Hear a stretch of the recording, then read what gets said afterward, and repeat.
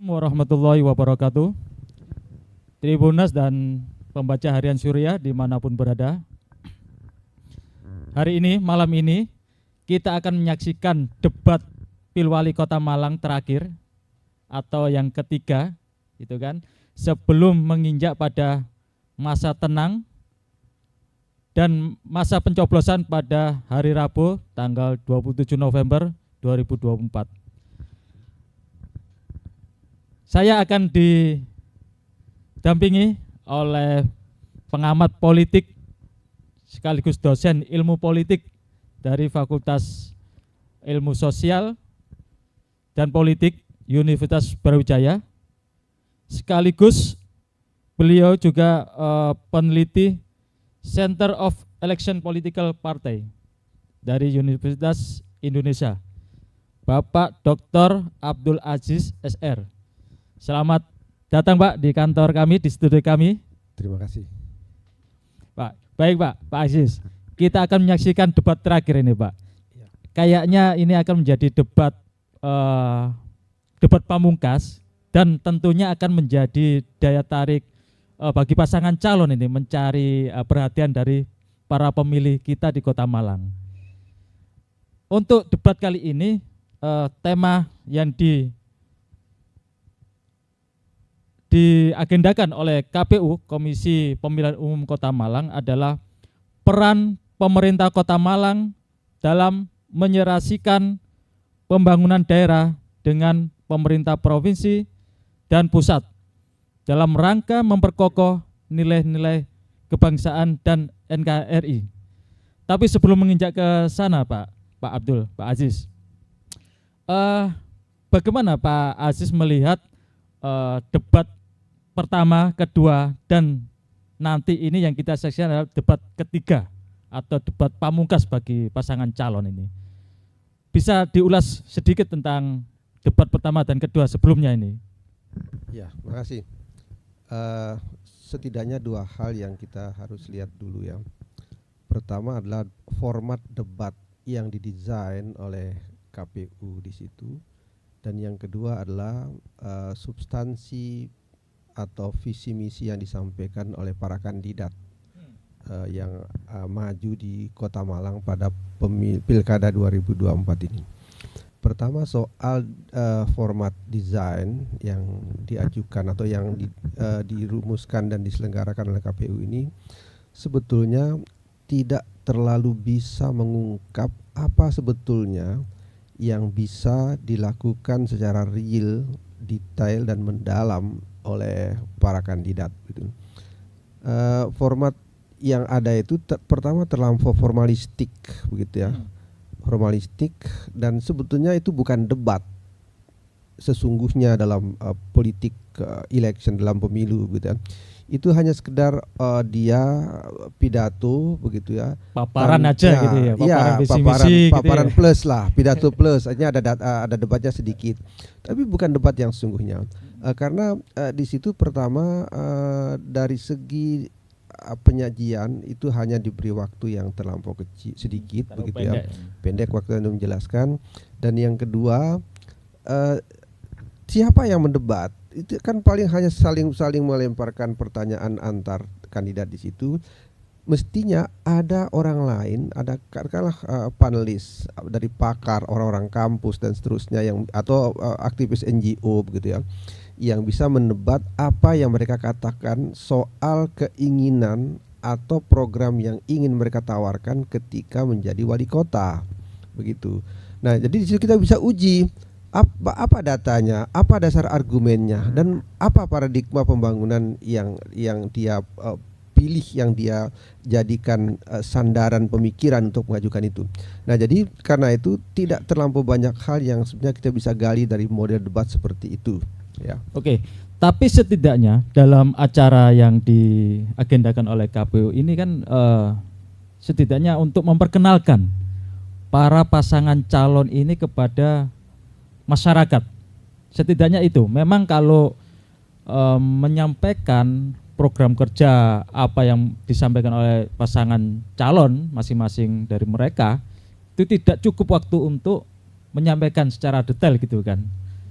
Lah, Kira-kira apakah ini di debat ini yang diagendakan oleh KPU ini itu bisa nggak untuk menarik simpatik dari masyarakat itu? Ya, tidak banyak.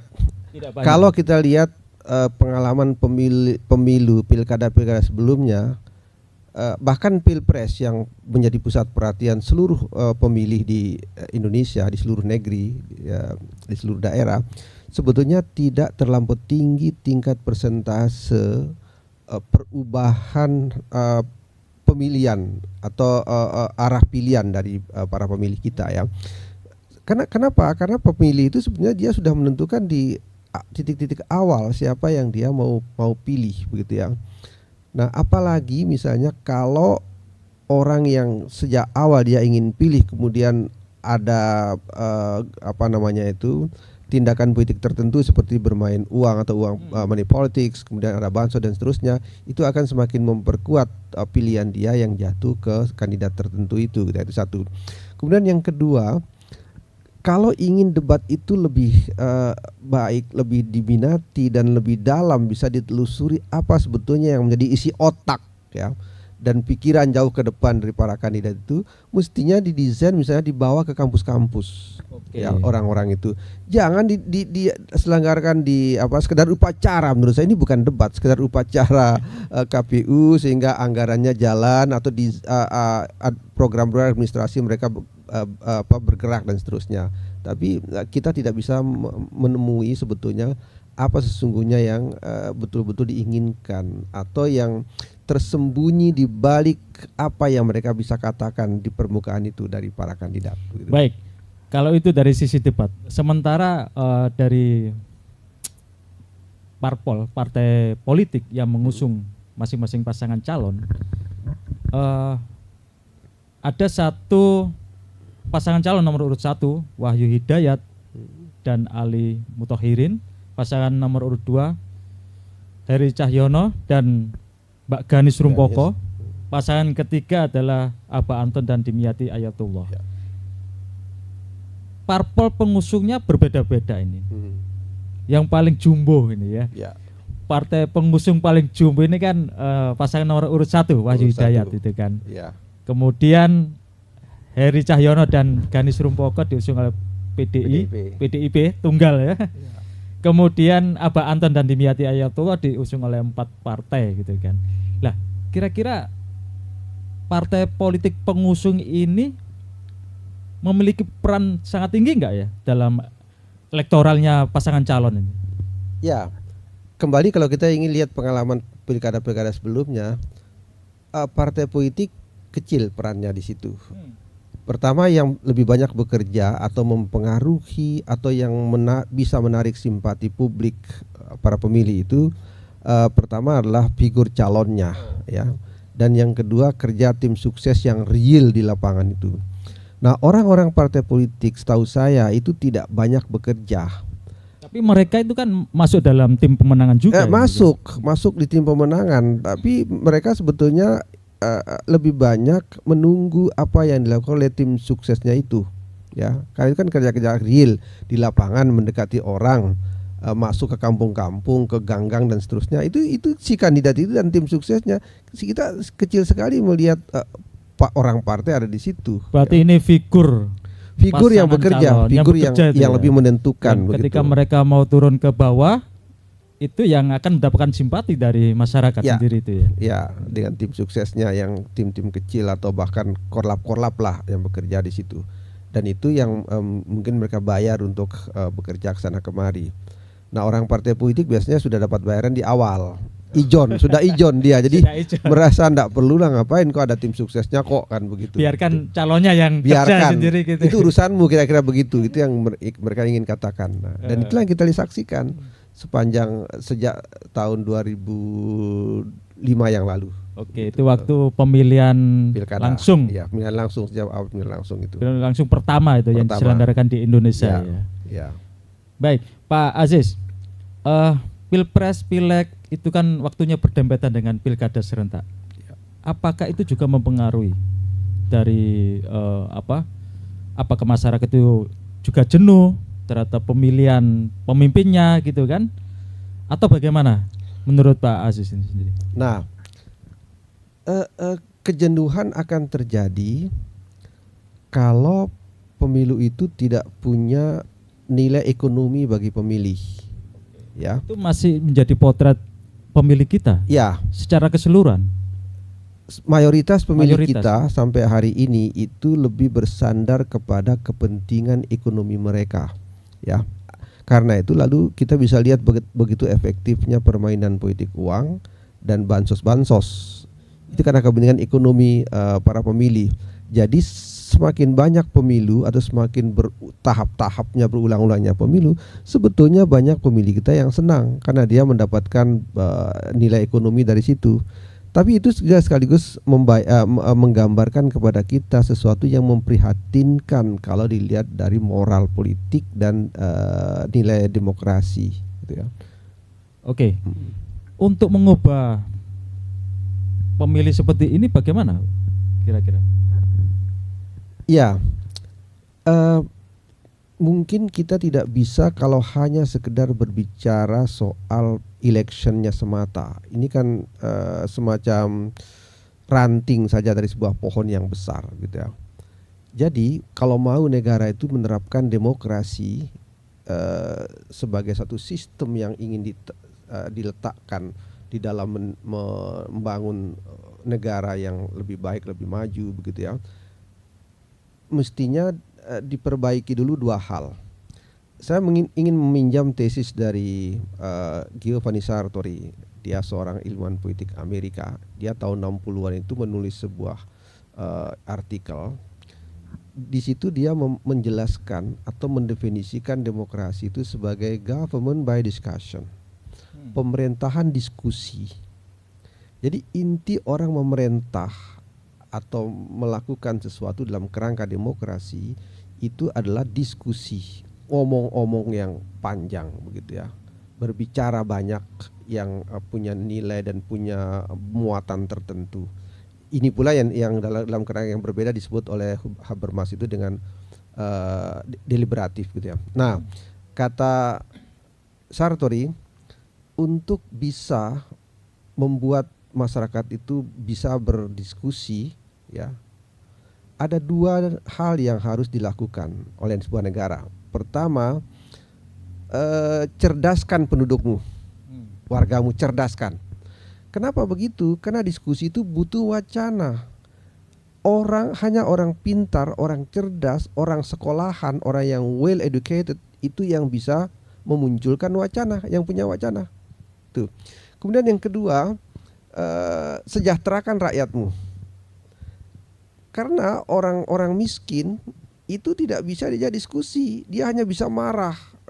Dikasih duit 50.000 untuk lempar-lempar, kan begitu ya. Perut ya. Ya, perut. Jadi perutnya kenyangkan dulu, ekonominya atasi dulu, baru kemudian dia bisa ngomong, begitu. Nah, jadi dua syarat ini penuhi dulu oleh negara, baru akan tercipta sebuah demokrasi yang dibayangkan tercipta dengan baik. Karena itu pilkada, pilpres dan segala macam bentuk pemilihan itu akan bergerak sesuai dengan prinsip demokrasi. Di situ mungkin orang tidak lagi butuh soal bansos, money politik dan seterusnya. Saya udah kaya, misalnya dia bilang gitu. Nah, jadi buat apa saya disogok sekitar 300.000, 200.000, kan begitu. Kira-kira begitu. Sekarang konteks di Pilwali Kota Malang sendiri. Ya. Kalau melihat potret masyarakat Kota Malang sendiri bagaimana, Pak Aziz? Iya, kalau diletakkan dalam konteks kepemiluan tadi itu, orang Malang sebetulnya atau masyarakat Malang sebenarnya tidak jauh beda dengan warga di daerah-daerah lainnya. Jadi dia masih berharap pada pemilu yang ada tetesan kepada mereka. Apakah itu bansos, apakah money politics, atau bantuan langsung dari kandidat itu, misalnya dalam pemilihan legislatif, anggota legislatif.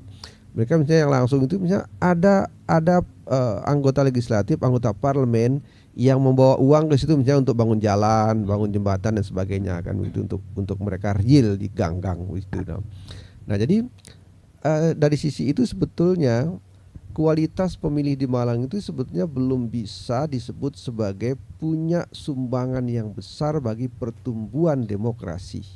Ya. Terus yang paling apa namanya itu, yang kita harapkan bareng-bareng dari masyarakat pemilik hak suara gitu kan, di saat nanti pencoblosan tanggal 27, bagaimana saran dari Pak Aziz untuk memilih pemimpin yang seperti apa ya sebenarnya, yang sesuai dengan yang dibutuhkan oleh masyarakat Malang maupun roda pemerintahan di Kota Malang sendiri. Ya, masyarakat Malang sebetulnya itu masyarakat kota yang menjadi pusat pendidikannya. Dalam hal literasi relatif lebih bagus, lebih tinggi dibandingkan dengan beberapa daerah yang lain. Nah, karena itu sebetulnya pemimpin yang lahir, yang diinginkan tercipta di daerah ini adalah pemimpin-pemimpin yang tidak hanya punya kemampuan manajerial di bidang politik pembangunan, tetapi juga punya tingkat kecerdasan yang lebih tinggi dibandingkan daerah-daerah yang lain, karena dia masyarakatnya masyarakat yang relatif cerdas ya. Gitu ya. Meskipun mungkin kemiskinan juga tinggi, artinya secara ekonomi masih bermasalah, tapi secara secara pendidikan cukup baik kan di sini, masyarakat kota yang hanya kecil saja begitu ya. Jadi karena itu pemimpin yang saya mohon maaf kalau saya katakan ingin lebih baik ketimbang 3 kandidat yang ada pada pemilu 2024 ini. Ya. Oke, baik Pak Aziz. Terkait tema debat kali ini, itu kan mungkin sulit juga dipahami oleh masyarakat di bawah ya. Bagaimana menurut Pak Aziz, pendapat Pak Aziz tentang tema ini, sehingga nanti itu penonton yang di depan layar TV, di depan layar media sosial juga, mereka bisa menyerap apa yang disampaikan oleh para kandidat calon ini, sehingga mereka juga rasional juga nantinya memilih pasangan calon saat pencoblosan nanti. Ya, mereka yang melihat lebih dalam visi misi dari atau apa yang diperdebatkan di debat-debat pilkada, sebetulnya hanya kelompok-kelompok kritis ya, para pengamat, orang-orang NGO, teman-teman media dan seterusnya begitu. Tapi masyarakat umum sebetulnya tidak terlampau peduli dengan itu. Tapi hari ini kan anak-anak muda juga sudah rasional juga kan, ya. Dan mereka juga mungkin memilih kandidat yang memiliki program yang sesuai dengan kebutuhannya ke depan. Belum tentu juga. Karena anak muda. Itu pernah diteliti. Karena anak muda sebetulnya kalau saya lihat itu mereka lebih fokus kepada soal ekonomi, ya. Bagaimana misalnya mereka dapat pekerjaan atau menciptakan pekerjaan sendiri begitu ya, untuk mengurus ekonominya, pendapatannya dan segala macam dengan berbagai cara, berbagai metode sesuai dengan perkembangan masyarakat hari-hari ini gitu. Jadi fokus ke situ. Mereka soal politik sebetulnya enggak terlalu banyak keterlibatan yang kuat, apalagi fokus ke situ begitu ya. Jadi belum terlalu tinggi perhatiannya anak-anak muda. Tapi ini perlu disadarkan juga bahwa pemimpin ke depan adalah memimpin mereka juga kan. Betul, itu dia. Karena itu mestinya orang yang cukup punya kapasitas yang bagus, punya kecerdasan yang tinggi selain integritas dan kemampuan manajerial gitu ya. Memang jangan terlalu rumit syarat yang dituntut kepada pemimpinnya. Cukup misalnya dia secara intelektual bagus gitu ya. Intelektual bagus tidak harus sekolah tinggi, tidak harus profesor doktor dan seterusnya, atau seperti kesenangan orang-orang kita itu memajang gelarnya itu begitu panjang gitu. Enggak, bukan itu. Dia real bahwa dia punya kemampuan kecerdasan yang tinggi gitu ya. Kemudian integritasnya oke. Lalu kemampuan manajerial soal pembangunan daerah, sudah cukup itu saja. Begitu, itu sudah bagus. Nah, kalau itu yang bisa dilakukan terutama oleh partai politik selektif begitu ya, partai politik itu memilih menentukan kandidat atau calon yang ditawarkan dalam pemilu, saya kira anak-anak muda akan punya perhatian kepada mereka. Tapi kalau mereka lihat, saya di berbagai tempat di kampus saya lihat itu, saya tanya-tanya, mereka nggak tertarik dan tidak tidak terlampau peduli, terutama ketika mendengar debat sekali dua kali dari para kandidat itu. Mereka sering mengatakan kok ngomongnya kok cuman segitu aja, kan begitu. Ya, Itu artinya kata mereka kan rasional juga Ya, kan, mempertanyakan kekritisan mereka kekritisan, itu bisa melihat itu hanya partai politik tidak peduli juga dengan apa yang sebetulnya berkembang di kalangan anak-anak muda. Jadi terserah mereka, orang partai, orang-orang tua yang ada di situ, transaksinya seperti apa itu jadi urusan mereka saja. Ya, tidak peduli dengan yang lain-lain begitu. Oke. Tema debat kali ini adalah peran pemerintah Kota Malang dalam menyerasikan pembangunan dengan pemerintah provinsi, pemerintah pusat gitu kan. Apakah ini memang kan seharusnya ada sinkronasi pembangunan dari pusat ke daerah juga kan? Apakah dengan sistem otonomi daerah itu sehingga muncul bahwa kabupaten kota atau provinsi itu berjalan sendiri gitu? Ya, kita kan menganut unitary state ya, negara kesatuan, bukan negara federal. Jadi ada dimensi atau bidang-bidang tertentu yang tidak diurus oleh daerah, begitu. Ya. Nah, dan sejak beberapa tahun terakhir ada beberapa yang kemudian semacam kok menjadi kuat pusatnya di situ, gitu ya. Tapi oke lah, intinya poinnya kemudian adalah memang perlu ada penyelarasan itu, meskipun kita daerah otonomi, daerah otonom dan seterusnya di situ. Nah tentu ada peran-peran pusat. Nah itu yang mungkin pusat berapa persen dia akan mengurus soal itu, lalu daerah juga berapa. Nah mestinya mempertemukan atau saling dipertemukan antara kebijakan pemerintah pusat dengan tuntutan daerah. Karena itu tidak harus sama daerah A dengan daerah B, kan begitu. Nah tapi cuma selama ini memang pusat seringkali juga mendominasi begitu dalam hal yang menyangkut kepentingan mereka di situ. Ya. Oke, kira-kira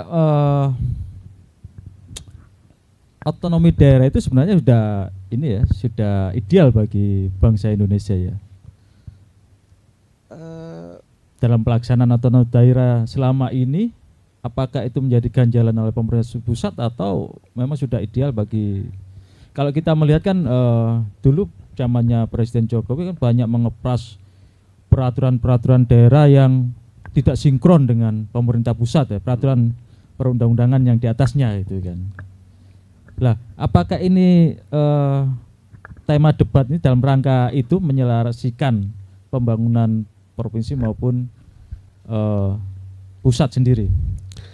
Ya, sebetulnya ada dalam banyak hal, terutama beberapa tahun terakhir dulu ya, daerah itu terlalu bersemangat untuk merumuskan atau menerbitkan aturan-aturan tertentu, dan itu semata-mata diletakkan untuk memperkuat, mempertinggi tingkat pendapatan asli daerah. Nah, tetapi itu seringkali memberatkan warga di situ. Karena itu ketika pemerintah pusat mengevaluasi itu kan ketemu ribuan peraturan daerah dari berbagai daerah yang memberatkan dan justru tidak mendukung perkembangan ekonomi yang lebih baik ya. Karena itu kemudian dibatalkan oleh pemerintah pusat begitu ya. Tapi setelah itu memang sudah semakin berkurang sebetulnya daerah-daerah kan mulai belajarlah mereka itu dari pengalaman-pengalaman sebelumnya yang juga kemudian dari pembatalan pemerintah pusat terhadap sejumlah peraturan daerah itu ya. Nah, tetapi sebetulnya juga pemerintah pusat dalam banyak hal juga memaksakan sejumlah hal untuk diterapkan di daerah. Lebih-lebih misalnya di era pemerintah Pak Presiden Joko Widodo itu banyak aturan yang kebijakan yang terlalu dipaksakan kepada daerah begitu. Nah, sehingga daerah kadang-kadang tidak punya kemampuan dan juga tidak relevan dengan apa yang dibawakan oleh pemerintah pusat itu. Nah, karena itu memang di situ perlu penyelarasan ya. Tetapi menurut saya itu tidak perlu harus menjadi topik debat dalam pilkada. Mestinya hal-hal yang mendasar sesuai dengan apa yang diamanatkan oleh konstitusi, misalnya soal pendidikan, soal ekonomi, soal kesehatan.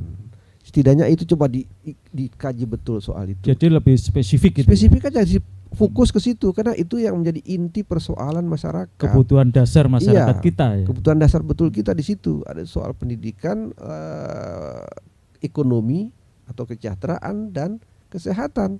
Coba fokus betul di situ. Nah, kalau 3 hal ini teratasi sebetulnya mudah sekali kehidupan itu. Ya, mudah sekali untuk diselenggarakan. Pemerintah juga akan bisa menjalankan perannya dengan baik dan tidak terlalu berat ya. Sepanjang 3 persoalan mendasar itu bisa ditangani dengan baik. Karena mestinya itu yang betul-betul diperkuat dalam debat begitu. Oke.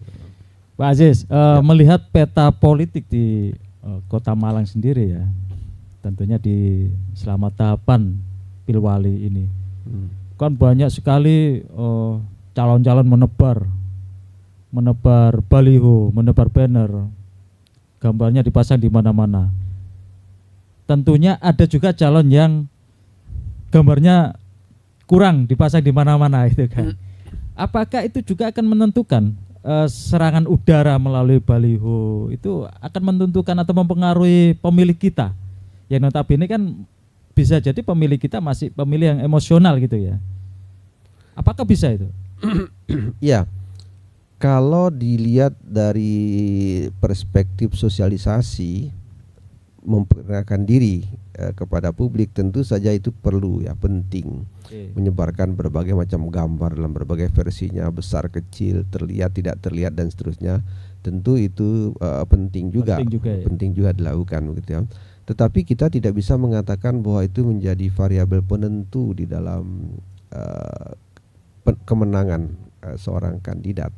Karena penentu itu kan bagaimana mereka bergerak real di lapangan ya, di dalam kehidupan masyarakat secara intens dengan berbagai macam metodenya, strategi yang mereka terapkan ya. Itu tentu yang lebih mempengaruhi begitu. Tapi yang kedua, besarnya baliho, banyaknya gambar-gambar dan seterusnya dan dengan berbagai ukurannya, itu kita juga bisa baca soal kemampuan finansial para kandidat. Tidak bisa kalau kandidat tuh duitnya sedikit itu bisa masang besar-besar dan di mana-mana. Siapa yang menjuplai? Itu persoalannya kan begitu. Nah, kalau misalnya kita lihat itu kok besar dan banyak di mana-mana, itu pasti banyak duitnya. Nah, boleh orang berhak bilang untuk dari mana duitnya, boleh saja. Oh, itu kan publik. Kan ya. Itu kan ada dana kampanye itu kan harus dipublikasikan ya, juga. Kan? Mestinya cuma sampai hari ini kan tidak pernah jujur partai politik itu ya. Melaporkan dia pakai 100 miliar, dilapornya kan paling 20 miliar kan begitu. Nah, tapi oke lah. Nah, karena itu kita perlu juga mempersoalkan dari mana sumber dana dan seharusnya partai politik itu transparan di situ. Iya, karena partai politik juga mendapatkan dana dari negara. Dari negara. Itu kan harus menjadi tanggung jawab partai politik untuk menyampaikan kepada masyarakat juga. Penggunaan dananya itu. Iya. Nah, tapi satu hal sebetulnya dalam konteks itu. Saya melihat ada semacam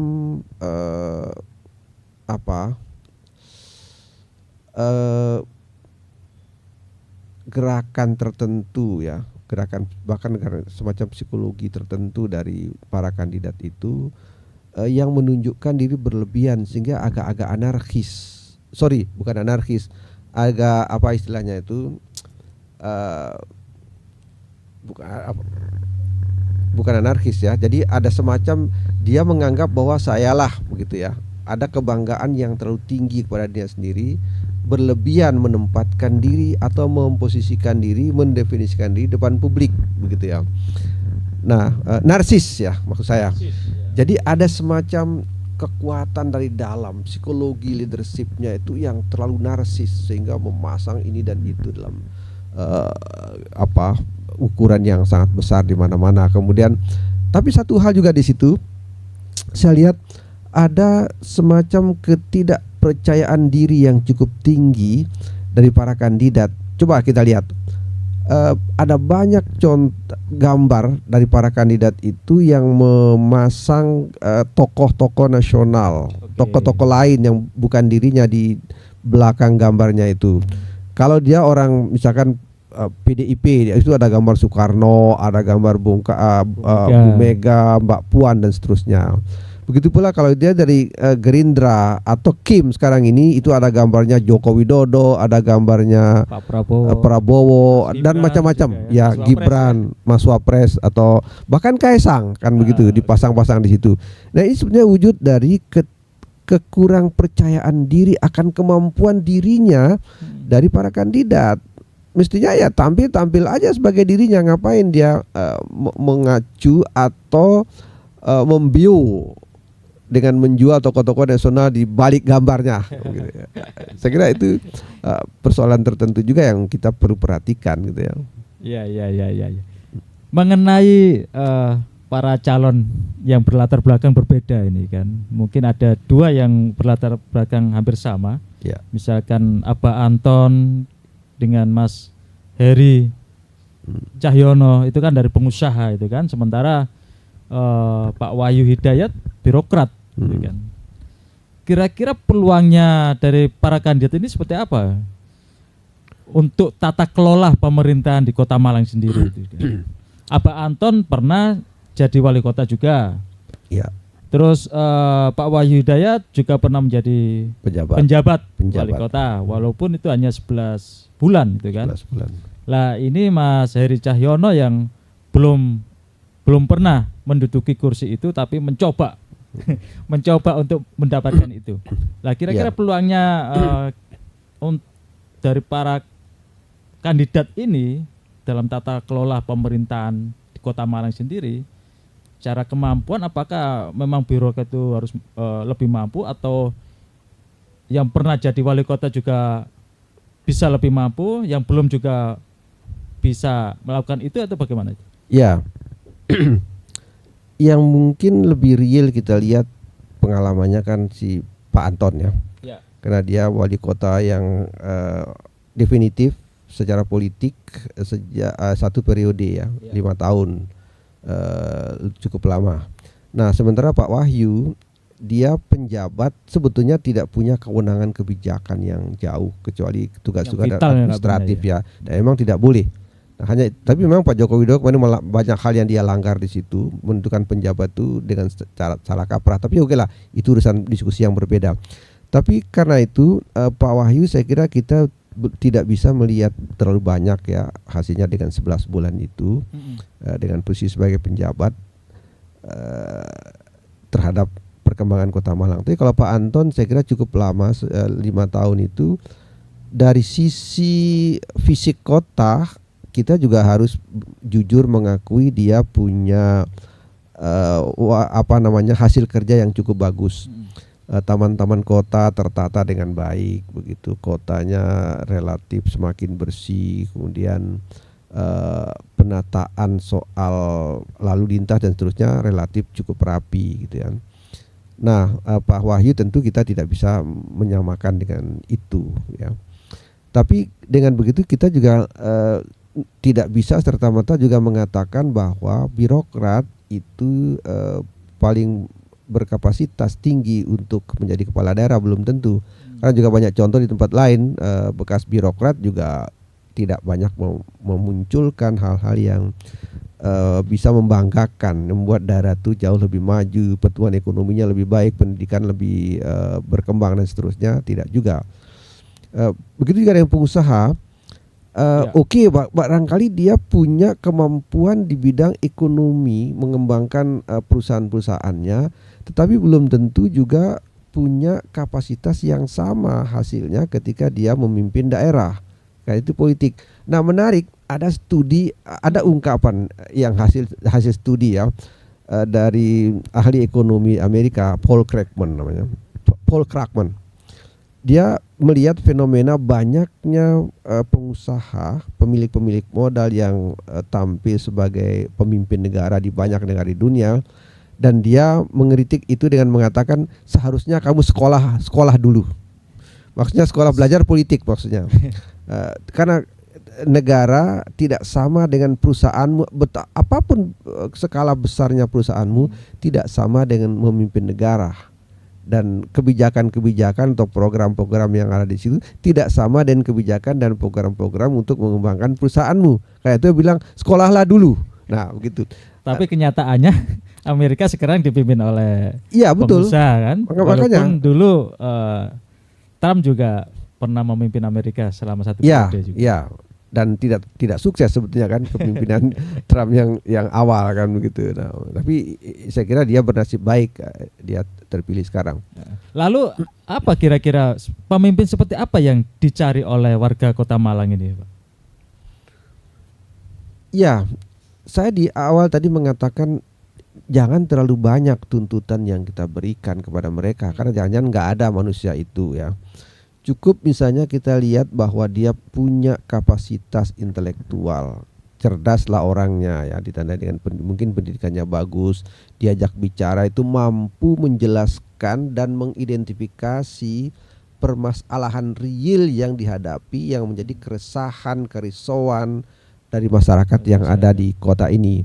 Nah, kemudian yang kedua, dia punya rekam jejak yang baik, bukan bekas koruptor, bukan pembohong, bukan orang yang suka melecehkan perempuan dan seterusnya. Itu kan bagian dari rekam jejak begitu ya. Nah, kemudian yang terakhir punya kapasitas atau kemampuan manajerial ya yang baik, karena mengelola daerah, mengelola pembangunan lah begitu. Cukup itu saja dulu begitu ya. Dan nanti yang lain-lain ya kita tuntut pelan-pelan lah gitu. Kalau mengenai partisipasi masyarakat itu sangat diperlukan nggak untuk membangun kota ini? Ya, tentu. Kan dulu memang masih ada musrembang ya, musyawarah dari tingkat kelurahan sampai ke tingkat daerah itu kan. Ya. Efektif nggak itu, Pak? Iya, tentu kita butuh partisipasi. Itu sebenarnya bagian dari pembangunan yang dituntut di dalam konteks sistem demokrasi ya. Karena tidak boleh hanya pemerintah yang menentukan, yang top down sifatnya istilahnya itu, tapi perlu juga menggali apa sebetulnya yang menjadi keinginan publik. Karena itu mereka dilibatkan dalam proses perumusan kebijakan. Meskipun nggak semua ya, ambil saja beberapa di antara mereka yang mungkin punya kapasitas, punya perhatian, punya informasi yang cukup memadai terhadap daerahnya atau tentang daerahnya begitu, atau tentang masalah-masalah tertentu, itu dilibatkan. Nah, sehingga warna pembangunan atau perencanaan program yang dilakukan oleh pemerintah itu relatif dekat dengan kepentingan dan kebutuhan masyarakat di daerah itu. Itu sebenarnya itu pemimpin ideal yang dibutuhkan. Maksudnya itu pentingnya adanya partisipasi di dalam itu. Ya. Sehingga dari semua sisi masyarakat juga dilibatkan dalam pembangunan kota ini. Mestinya. Ya. Mestinya seperti itu. Kan pembangunan itu apa toh? Itu kelak pada ujung untuk warga. Ya, bukan untuk penguasa. Penguasa nanti pada waktu yang berbeda dia jadi warga juga, kan begitu. Ya.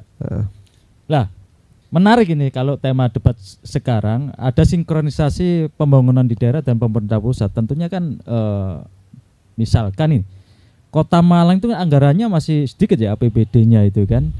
Padahal untuk pembangunan butuh dana yang besar juga. Lah, kira-kira peran dari pemerintah pusat untuk menurunkan dana itu seperti apa itu, Pak? Untuk pembangunan di Kota Malang sendiri. Ya, tentu beberapa bidang yang mungkin sulit dibiayai secara keseluruhan. Contoh kayak ini programnya Pak Prabowo, Presiden Prabowo yang baru ini adalah makan gratis. Makan siang gratis. Makan siang bergizi gratis. Kalau itu dibebankan pada anggaran pemerintah kota Malang sendiri sangat berat juga itu kan ya. Oh ya, cukup berat. Karena itu mungkin itu akan lebih banyak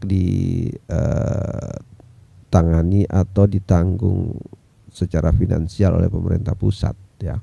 Karena itu kan kira-kira anggaran 1 tahun itu ada yang mengatakan sekitar 500 triliun kan begitu. Karena banyak sekali orang yang bersama dengan membangun IKN kan? Ibu kota negara baru. Ibu kota negara selesai itu. Saya kira itu bagus saja. Hanya mungkin atau banyak orang belum bisa membayangkan soal teknis dari pengaturan itu ya. Tapi bagaimana kalau pemerintah juga melibatkan dari swasta gitu ya dalam menurunkan CSR-nya, dana CSR, Corporate Responsibility. saya kira itu juga menarik ya. Artinya kalau itu dilakukan aja, biarkan swasta sendiri yang melakukannya, yang menyediakan makanannya, bagaimana caranya. Hanya mungkin pemerintah perlu bukan kira-kira ini untuk bukan makan bergizi, tapi untuk segala hal persoalan di daerah sendiri itu kan, misalkan taman misalkan, atau hal yang lain lah ya, hal yang lain. Ini kan perlu juga kita melibatkan dari peran swasta dalam sisi anggaran gitu.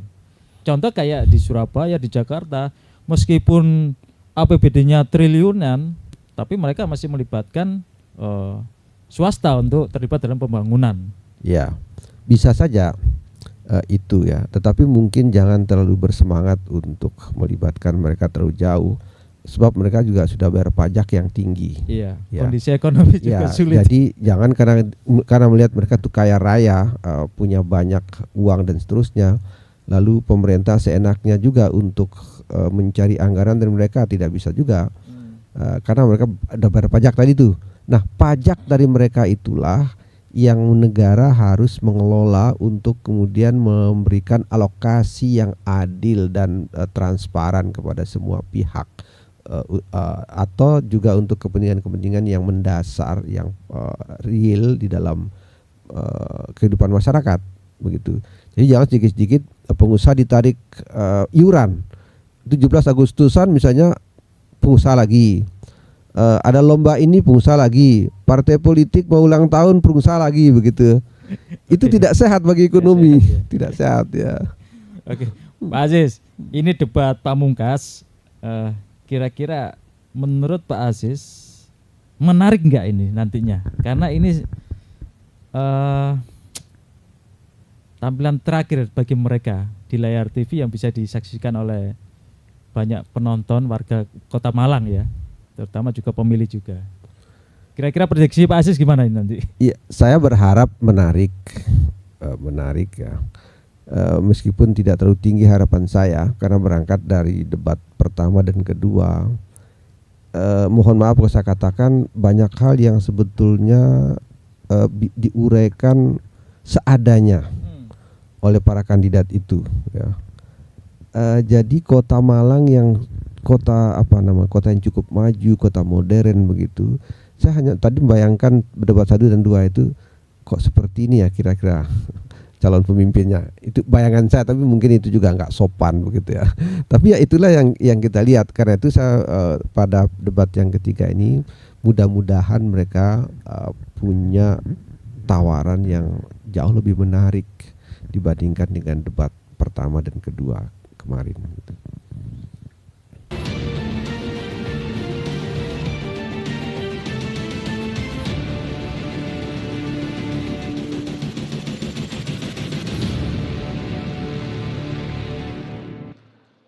Tadi kita melihat penampilan dari 3 pasangan calon yang berbeda dengan penampilan di debat pertama dan kedua ini.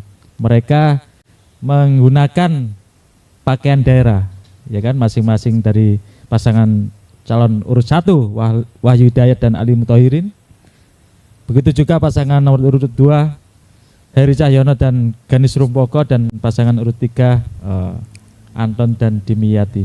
Ini kalau Pak Aziz melihat pakaian yang mereka kenakan itu memang jadi simbol simbol kampanye, simbol apa ya kira-kira untuk menarik masyarakat. Ya, itu hanya atribut.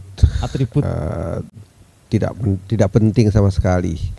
Justru saya lihat dengan pakaian yang seperti itu mereka tidak luas berbicara, bahasa tubuhnya terganggu dan seterusnya. Bahkan mungkin membebani fisik kepala karena ditancapkan begitu, tidak enak juga mengenakan itu ya. Maksudnya, tapi secara penampilan kan bagus juga ini Pak. Iya, artinya kesan upacara, kesan formalitasnya menjadi tinggi begitu. Ya oke lah memperkenalkan ini dan itu yang menjadi sesuatu yang berbasis daerah begitu ya. Tapi kan orang kita menggunakan itu kan dalam konteks-konteks yang formal-formal aja kan gitu. siapa orang ke manten aja jarang mau pakai itu kecuali mantennya sendiri kan gitu.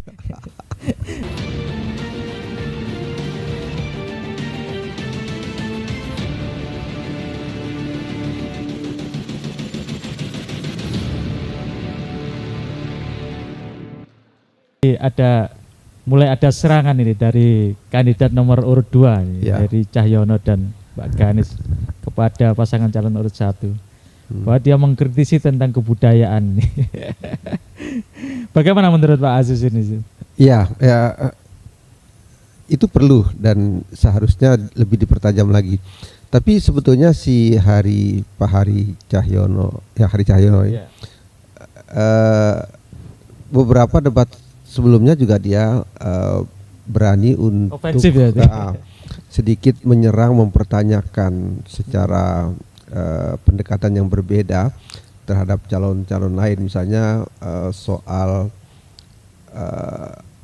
Pak Anton beberapa debat sebelumnya mempersoalkan integritas dan seterusnya kan begitu.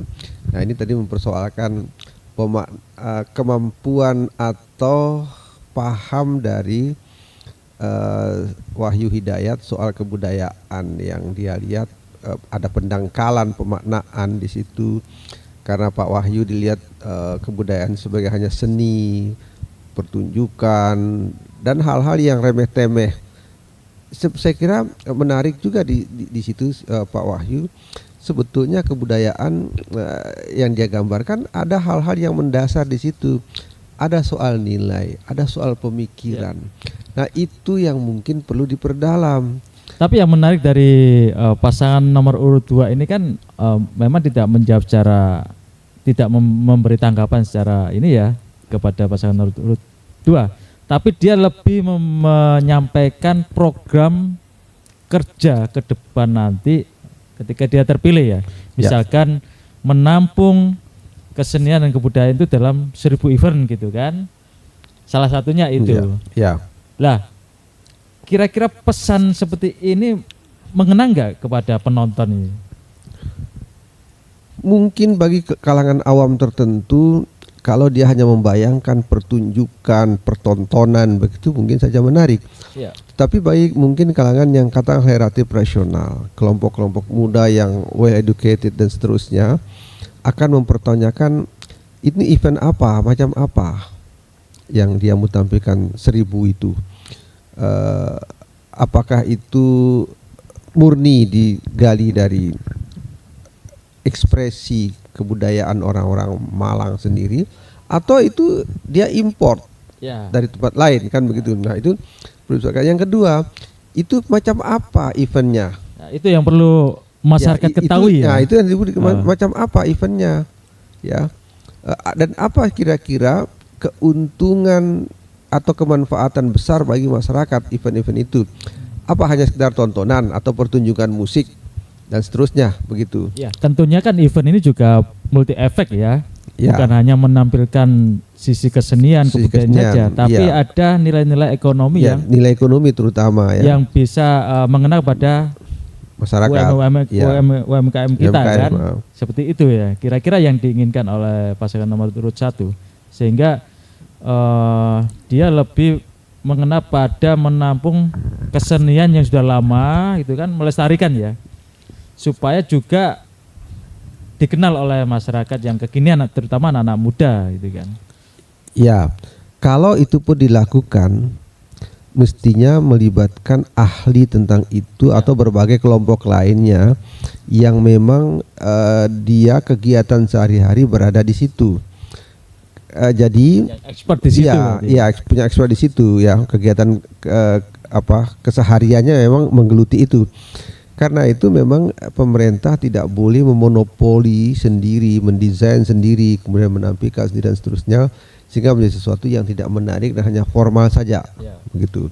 Kan sama dengan pameran-pameran yang disponsori pemerintah itu banyak nggak menarik, karena formalitas lebih penting ketimbang substansi persoalannya. Nah, jadi itu kalau itu yang terjadi maka kemudian efek atau dampak yang lebih besar bagi katakanlah ekonomi masyarakat mungkin akan kecil saja, gitu. Nah, ini ada yang menarik ini untuk meningkatkan atau mewujudkan dari ekonomi kreatif di Kota Malang sendiri. Dari beberapa pasangan calon tadi menyampaikan bahwa akan memanfaatkan kayak KIK, kawasan ekonomi di Singosari itu kan, kemudian ada MCC yang tempatnya anak-anak muda untuk melakukan startup ya di situ kan, sudah difasilitasi oleh pemerintah Pemkot Kota Malang sendiri. Lah, bisa nggak ini menjadi iming-iming kepada pemilih ini kan, bahwa ini nanti warga Kota Malang akan kita kasih fasilitasi hal seperti ini. Kira-kira berat nggak untuk mewujudkan ini, membangun ekonomi kreatif di Kota Malang? Sebetulnya kalau bicara ekonomi kreatif mungkin pemerintah tidak terlampau banyak perannya di situ. Justru pelakunya sendiri. Pelakunya sendiri.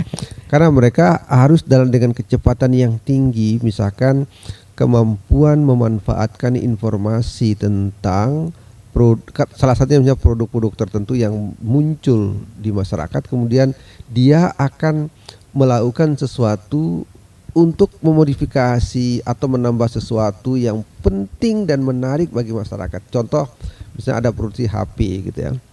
HP itu kan sebenarnya telanjang saja. Ya. Nah, bagi anak-anak muda yang punya kreativitas tertentu, dia akan melihat ada sesuatu di situ. HP ini perlu cover, perlu ini, perlu itu, perlu ini, perlu itu, dan segala macam hal. Lalu mereka ciptakan itu. Dan kemudian merasa butuh dengan itu, maka kemudian berkembang ada covernya gitu ya. Tadi kan pabriknya kan nggak pakai itu, Gitu. Atau yang depan majak lah, banyak hal tertentu yang dilekatkan di produk tertentu itu diciptakan oleh mereka yang kemudian bergerak di bidang ekonomi kreatif. Tapi tentunya kan pemerintah memiliki kewajiban untuk memfasilitasi kan. Memang. Tapi apa misalnya selama ini yang diberikan oleh pemerintah untuk memfasilitasi anak ekonomi kreatif? Contoh tadi MCC gitu kan. MCC itu kan tempat untuk anak-anak muda melakukan startup gitu kan, terutama untuk mengenal lah.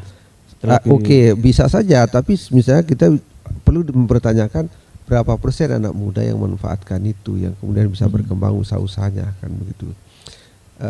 Iya, memang sebetulnya sebatas memfasilitasi sebetulnya, karena ekonomi kita itu kan menganut ekonomi bebas, pasar bebas ya, kapitalisme atau liberalis, ekonomi liberal gitu kan. Jadi peran pemerintah itu agak terbatas di situ, bisa memberikan fasilitas, lalu misalnya membuat kebijakan dan mungkin juga ikut di dalam membantu bagaimana metode yang paling tepat, paling cepat di dalam manajemen pemasaran, misalnya dengan mempermudah izinnya, dengan mempermudah biaya dan seterusnya begitu. Nah, jadi bisa bergerak di level seperti itu. Kalau dari sesi ini tadi apa yang kira menarik dari 3 pasangan calon ini? Pesan apa yang kira-kira menarik?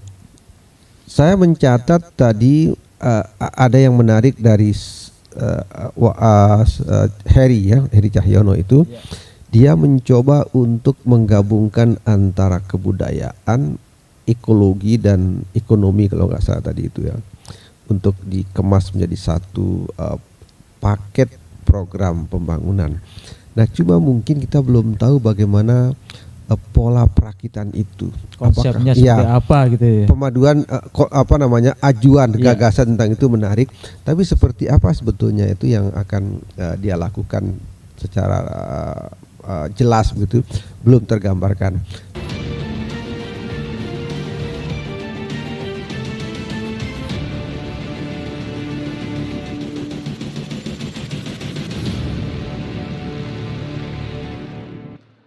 Pasangan calon wakil wali kota ya kan, Mbak Ganis, terus Pak Dimyati dan Mas Ali Muthahirin ini kan. Kalau melihat dari penampilan 3 calon wakil wali kota, dari bagaimana Pak? Kesan saya pertama lebih ekspresif dari wali kotanya, calon wali kota. Gitu ya?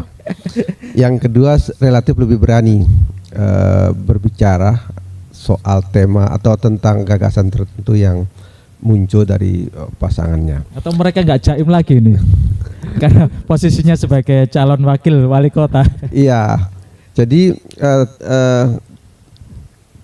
satu tema besar tadi itu soal penarikan pajak untuk peningkatan pendapatan asli daerah, begitu ya. Kalau kita lihat dari tahun ke tahun sebetulnya PAD selalu naik angkanya ya, besar atau kecil itu selalu naik. Tetapi persoalan besarnya adalah ternyata kenaikan PAD itu tidak berjalan paralel dengan peningkatan kesejahteraan warga.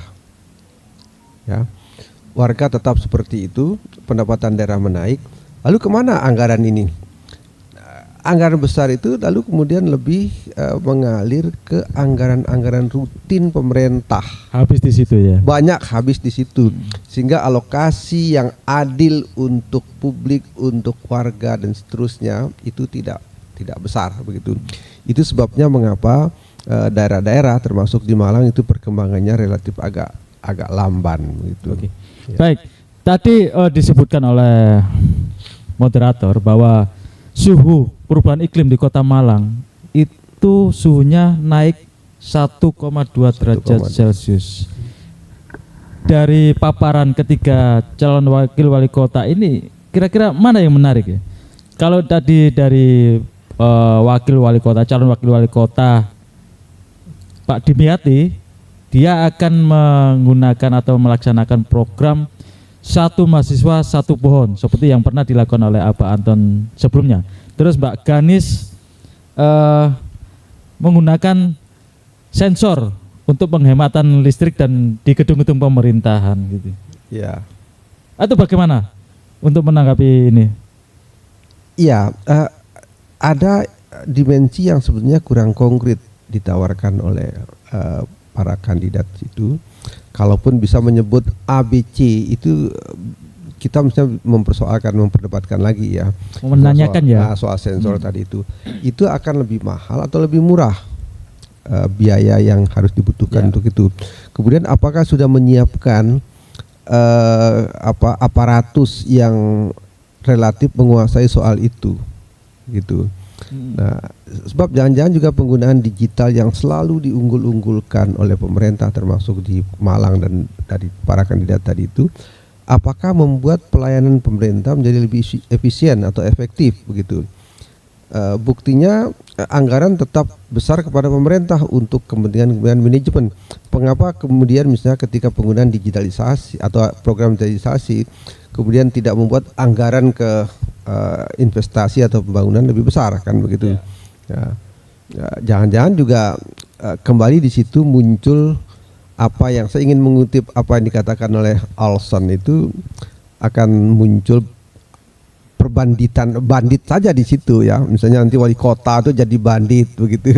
Artinya merampok saja anggaran-anggaran yang ada itu untuk kepentingan dia begitu ya. Sehingga dengan begitu kesejahteraan tidak tercipta. Nah itu problemnya. Saya kira yang andai saja memungkinkan debat itu dipersoalkan lebih dalam sampai ke situ kira-kira gitu.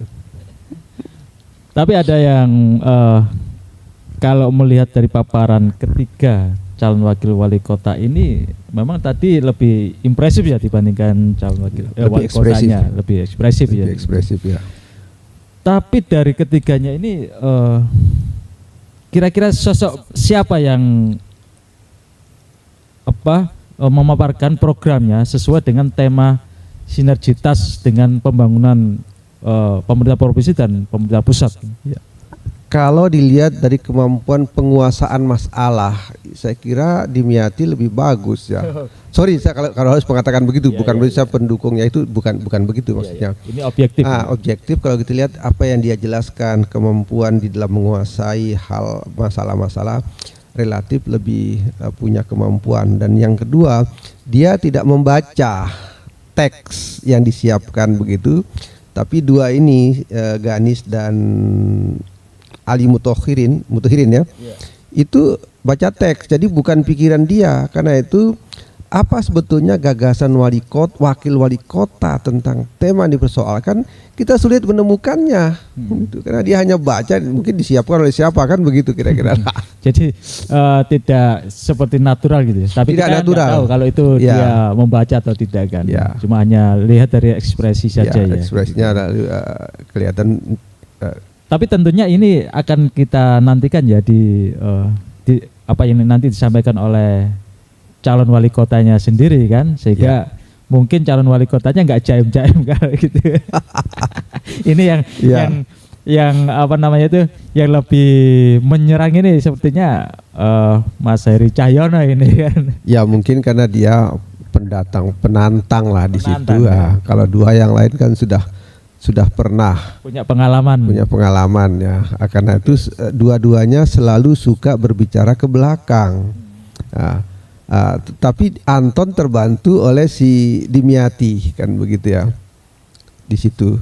Nah kemudian Pak Wahyu di situ total dia bicara ke belakang. Ada beberapa hal yang sedikit yang agak tawaran lah, seperti misalkan 1000 event gitu.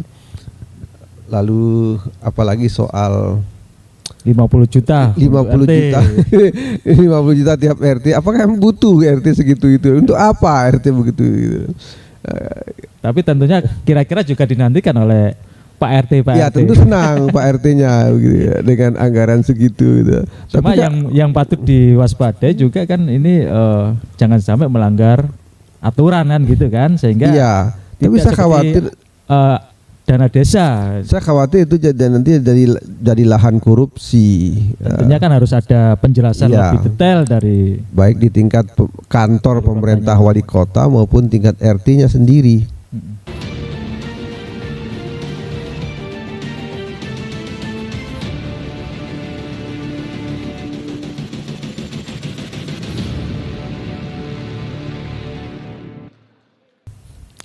Semua pasangan calon sama-sama sudah mulai memanas ini kan, dari jawaban-jawaban dari ketiga pasangan calon ini kan. Yang menarik tadi kan pertanyaannya dari Sam Hasi itu kan, pasangan urut nomor 2 yang mengatakan atau menggelitik ke Abah Anton tentang AI. Gambarnya jauh lebih mudah dibandingkan sebenarnya.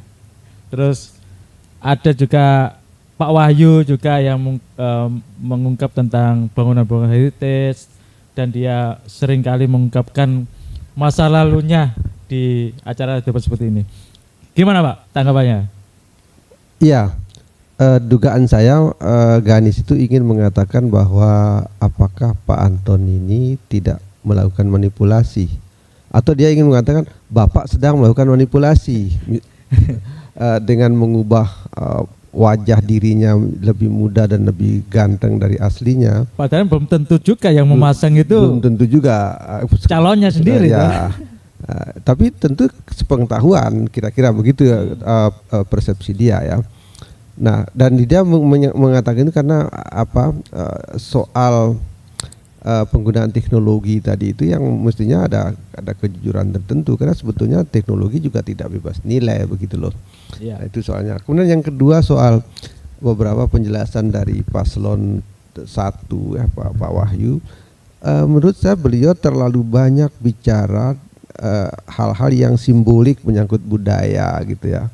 Soal kunjungan naik angkot, kemudian datang ke gedung kesenian, lalu memberi gedung itu AC dan seterusnya. Saya kira bukan itu, tapi mungkin justru yang lebih penting adalah bagaimana membangun perilaku masyarakat yang lebih punya nilai keadaban, dan sehingga apa yang menjadi kemuliaan dari moral politik atau nilai-nilai lain dari budaya kita itu bisa terekspresikan di dalam kehidupan yang nyata.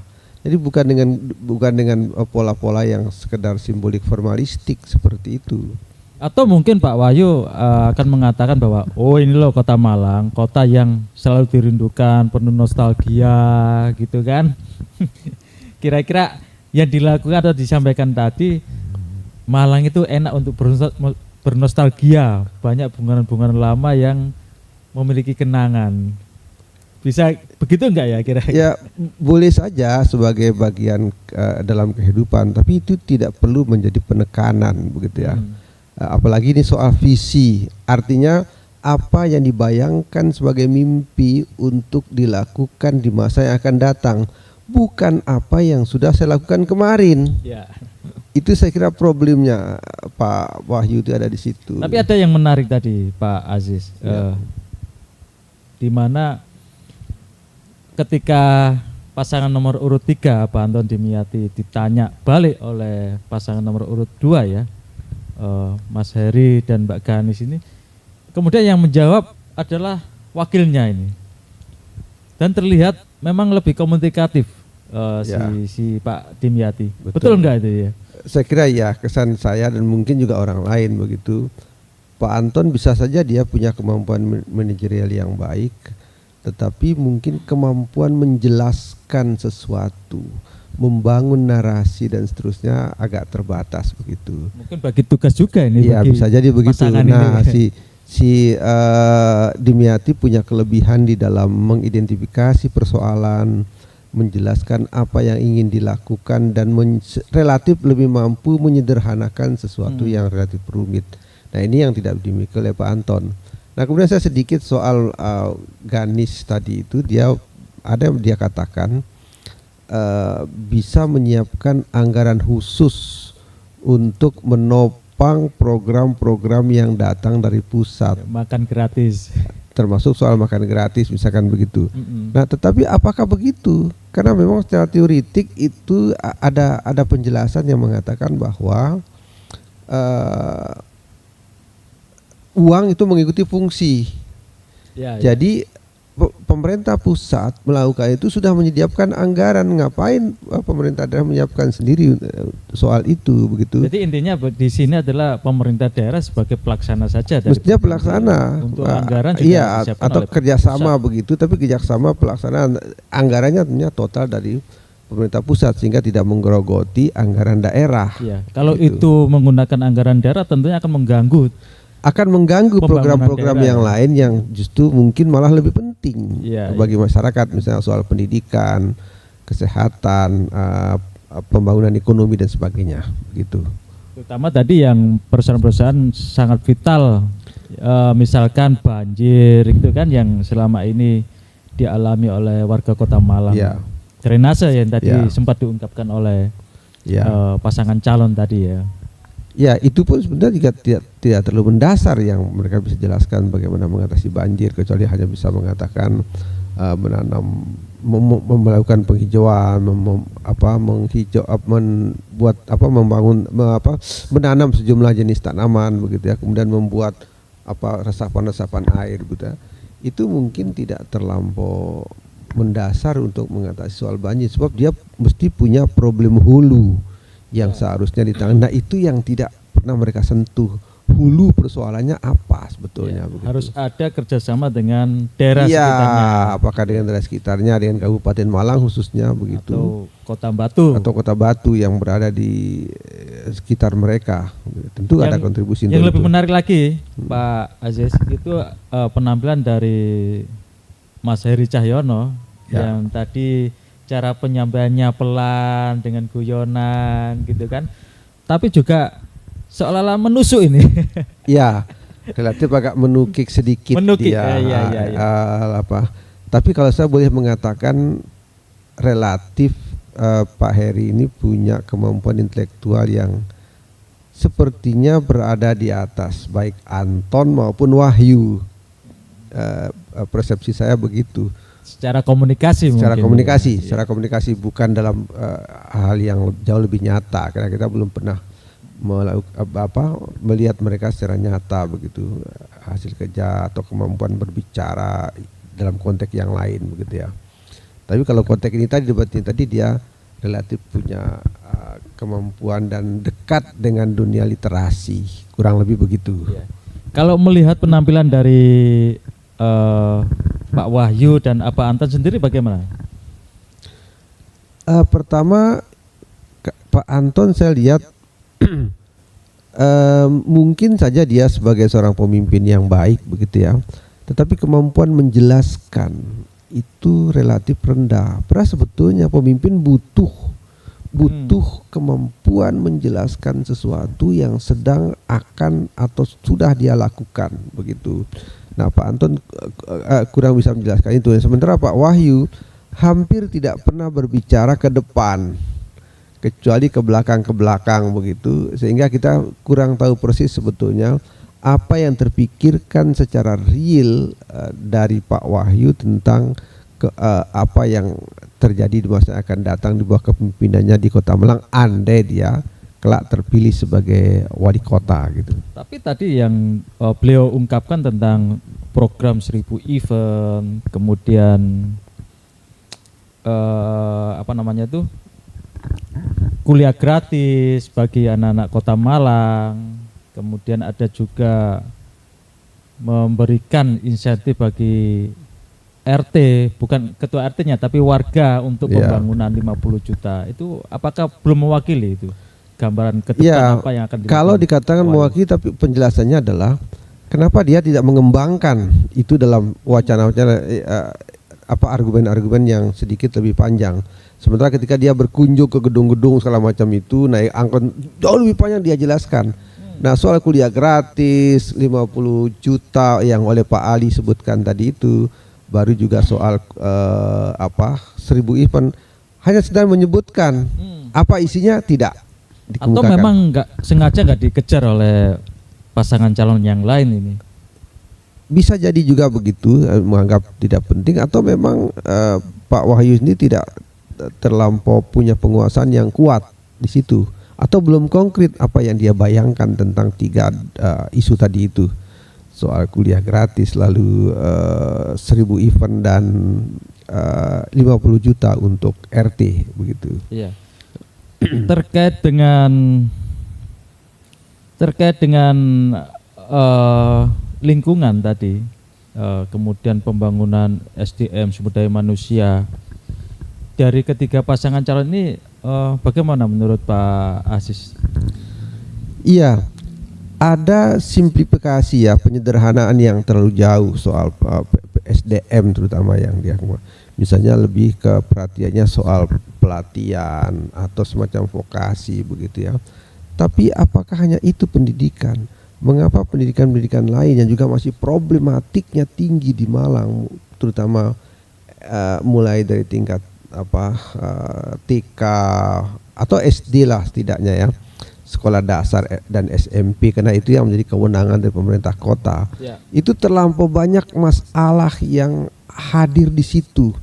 Sambil contoh ya, kepala sekolah yang dipilih oleh pemerintah kota itu banyak sekali kepala sekolah yang sebetulnya tidak punya kapasitas manajerial pendidikan ya, tapi tetap jadi kepala sekolah di situ, sehingga sekolah-sekolah itu lebih berwarna apa yang sebetulnya dibayangkan oleh kepala sekolah yang bersangkutan, tanpa pernah melibatkan lebih banyak misalnya guru di situ, wali murid dan hal-hal lain untuk menciptakan dunia sekolah yang lebih bagus. Nah, kenapa enggak ada tindakan pemerintah yang lebih real untuk membuat sekolah lebih baik, misalnya dengan salah satu caranya mengutus, memilih kepala sekolah terbaik dari guru-guru yang ada itu. Iya. Mungkin itu kan menjadi masukan bagi kandidat yang nantinya akan memimpin Kota Malang. Ya. Tapi yang jelas Kota Malang ini kan memiliki julukan sebagai kota pendidikan. Lah tentunya ini yang menjadi tolak ukur untuk wali kota ke depan meningkatkan sumber daya manusia. Siapapun yang jadi dari ketiga kandidat ini ya, ini menjadi perhatian juga, termasuk bagi kalangan kampus memberikan sumbangsi pemikiran kepada pemerintah kota. Ya, mudah-mudahan saja itu isu bisa terjadi. Tapi kalau kita lihat kenyataan tahun-tahun belakangan atau bahkan sampai dengan hari ini, misalnya tidak terlihat dengan jelas peran dan fungsi pemerintah untuk misalnya membuat lembaga sekolah itu sebagai lembaga yang punya kapasitas tinggi di dalam membentuk watak anak ya, karakter anak yang baik. karakter anak yang tidak terlampau mendewakan media-media semacam sosial, HP misalkan Ya. begitu dan seterusnya begitu, menjadi anak yang punya akhlak yang tinggi tapi juga cerdas begitu ya. Itu tidak terlihat peran pemerintah di situ ya, diserahkan total kepada sekolah dengan kepala sekolahnya yang buruk begitu. Mestinya ada desain tertentu yang secara umum bisa dijelaskan atau dikontrol begitu soal pendidikan yang menjadi standar sesuai dengan nilai-nilai atau prinsip-prinsip pendidikan di situ, itu tidak dilakukan di situ oleh pemerintah kota dalam batas kewenangannya, misalnya untuk setidaknya tingkat sekolah dasar dan menengah pertama begitu. Oke.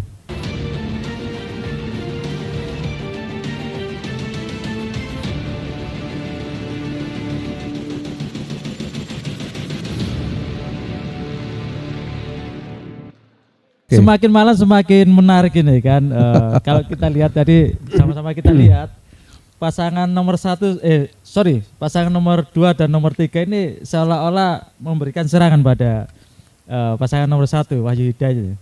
Tapi pasangan nomor 1 bertahan ini kan dengan menjelaskan secara teoritis gitu. Iya. Gimana Pak Aziz komentarnya? Iya, memang ada kita terlihat terjadi anak panah diarahkan oleh dua pemain itu nomor urut 2 dan 3 kepada Wahyu Ali Muthahirin gitu ya. Ya. Dan relatif tajam juga sebetulnya, terutama beberapa yang dikembangkan baik oleh Heri maupun oleh si Dimyati gitu ya. Ya. Nah, tapi juga posisi yang berbeda menjadi kurang menarik ketika Pak Wahyu atau paslon 1 itu selalu membawanya kepada apa yang mereka lakukan begitu, tidak terlampau menawarkan apa yang seharusnya, apa yang akan dilakukan di depan. Nah, tapi saya kira perlu memang debat, kalau andaikan tetap ini bisa disebut sebagai debat, itu ada mempertanyakan lebih jauh atau lebih kritis dan relatif lebih berani apa yang dikatakan oleh lawan mainnya. Gitu. Ya, tadi pasangan calon nomor urut 2 Mas Heri Cahyono itu mengungkit tentang cagar budaya lagi kan, mengkritisi apa yang telah dilakukan oleh Pak Wahyu ketika menjabat sebagai penjabat wali kota Malang selama sekitar 11 bulan itu ya. Kemudian dijawab juga oleh Pak Wahyu dengan rigid kan. Tapi ada yang menarik tadi, ada sindiran dari pasangan nomor urut 3 Pak Dimyati yang mengungkit soal sembako. Walaupun Pak Dimyati tidak menuduh secara spesifik kemana arah panah ini ditujukan kan. Nah ini kira-kira ada pesan apa yang disampaikan Pak Dimyati ini pada pasangan yang lain? Saya melihat bahwa dia ingin membangun perspektif masyarakat bahwa inflasi di zaman pemilu seperti ini itu justru ikut disumbangkan dalam takaran yang cukup signifikan oleh pasangan calon nomor urut 1, karena merekalah yang punya tapi program. Tadi Pak Dimyati tidak menyebut memang tidak secara jelas, tidak menyebut secara jelas, tapi orang akan, maka itu ingin membangun persepsi masyarakat bahwa ini dilakukan dengan cara yang relatif terbuka oleh pasangan Wahyu Ali Muthahirin ini, karena memborong ya berbagai barang yang belanja kemudian dibagi-bagikan ke. Jadi seolah-olah itu memang ditujukan pada pasangan nomor urut 1. Jadi ingin membangun persepsi seperti itu ya, karena itu dia mengambil cara aman untuk tidak mengatakannya sendiri, kan begitu. Tapi ini bisa jadi enggak contoh di apa yang pernah dilakukan oleh Presiden Jokowi waktu Pilpres kemarin kan, waktu mau membagi-bagikan bansos, ya kan, di depan istana gitu kan, jelang pencoblosan. Ya itu dia. Sehingga seolah-olah ini akan menjadi terbiasa ini. Jadi mungkin saja si Dimyati ingin mengatakan ada peniruan, peniruan dari apa yang dilakukan oleh kelompok ini, karena paslon nomor 1 itu kan ke sana ininya ya, kelompok politiknya ke Kim kan begitu.